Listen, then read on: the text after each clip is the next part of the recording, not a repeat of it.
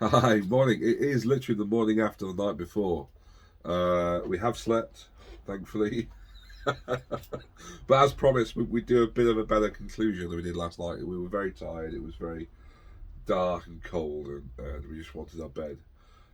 So, yeah, in conclusion, we did finish them in under 48 hours, in 34. Now, they are not like competition ready. They will never win any competitions. However, they are fully built. All the parts are in, apart from the main engine in the front, as per the original 1971 instructions. I hasten to add.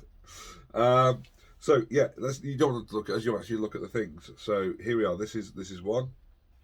Uh, and come on, let's have a look at yours as well. Look.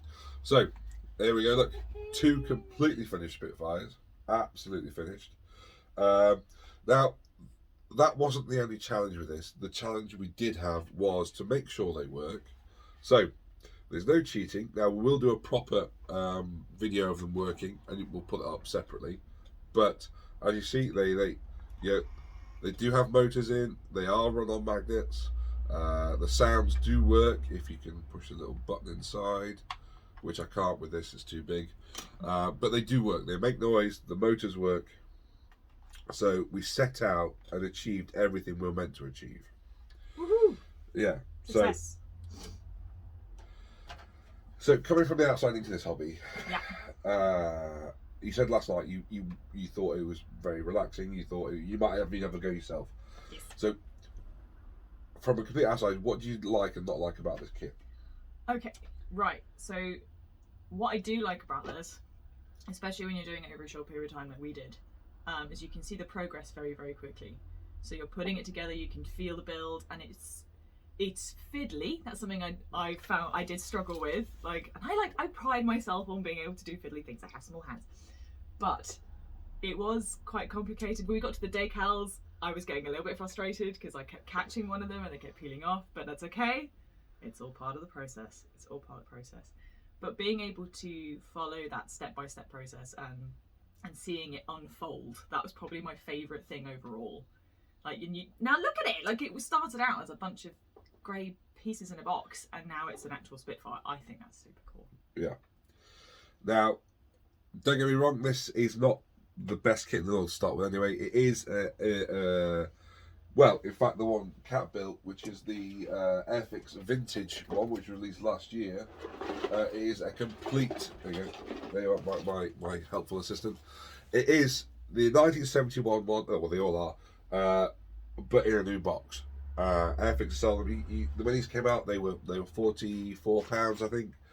They're a bit more expensive now if you get them off eBay and things, for obvious reasons. But yeah, there's a lot of flashing. There was a lot of work to do on the pieces, but as Kat said, it's part of the fun. But yeah, what I'm going to do with Kat is all the spare parts are in here from the Merlin shop. If you want to build the Merlin, there is the stand in there. You get with it, the black stand, if you want to put it up and because on these kits, what is quite nice is what you don't get on other ones is you can put the sort of undercarriage up and down. For me, I know it's not a toy, but it's more the fact you can change how it looks on the stand on day to day, as it were. So we're going to run through some costings now. I'm sorry to do this, but people keep asking. So what you need for this is the kit. The kit itself, average it at £50. You're going to need a couple of decent mini drone motors. They're going to be sort of £3-4 each. You're going to need the Talking Products MP3 sound module. They're £11 to £15 each. You can get bigger or smaller ones. You're going to need a couple of 3.7 volt batteries to power them. Maybe a AA battery to power the motor if it's too fast, depending on what you're building. So yeah, the project is not the most expensive project, but like all these models, there's more and more you can spend. Masks, photo etch parts, whatever you can take it to whatever level you want. But to actually get the sound and the motor turning, it's not that expensive. A little bit of knowledge, a little bit of know-how. There is one company, I think it's Scale Model Magic or something. You can buy the kit, it's just plug and play into these types of models. But you're looking at 70 odd euros per kit. Yeah, exactly. And this is why I came up with this sort of little design to make it much easier for myself to have the same effect on there. Um, Anything you want to conclude with? Um, the only thing I would say, as an outsider coming into this, is that I had to visit you in order to be able to do something like this. Because if you're doing your starter equipment, I appreciate for those of you who are much more into this hobby than my fresh-faced ass. You might have things like soldering irons, or your boxes of tools. You've got a space in which to do this. So I suppose my recommendation as a new person coming in is make a friend. Make a friend in this already to help you out. Find some good YouTube videos. Ben's YouTube channel is a good place to start. Excellent job.